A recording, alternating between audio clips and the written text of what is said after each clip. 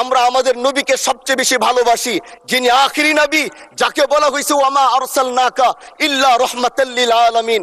আমরা বারবার দেখছি কিছুদিন পর পর কারা যেন কিভাবে এসে আল্লাহ নবীর শানে কটূক্তি করে, নবীকে নিয়ে অশ্লীল ভাষায় গালিগালাজ করে। মা কানা মুহাম্মাদুন আবা আহাদিম মির রিজালিকুম ওয়ালাকির রাসূলুল্লাহি ওয়া খাতামান নাবিয়্যিন ওয়া কানা আল্লাহু বিকুল্লি শাইইন আলিমা। আপনি জানেন নবীর পরে আল্লাহ নবী হচ্ছে আমার ইমানের অংশ, আমার ইমানের পার্ট। তিনাকে ভালোবাসা, তিনার উপর ইমান, এটা আমার ইমানের অংশ।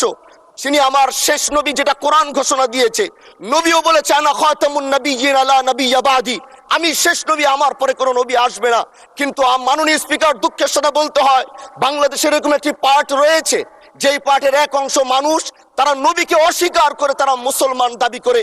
এবং এই বিষয়ে এই দেশের মানুষ নামাজ না পড়লেও যদি কেউ নবীকে কটূক্তি করে তার কলিজা ছিঁড়ে যায়, সে রাজপথে নেমে যায়।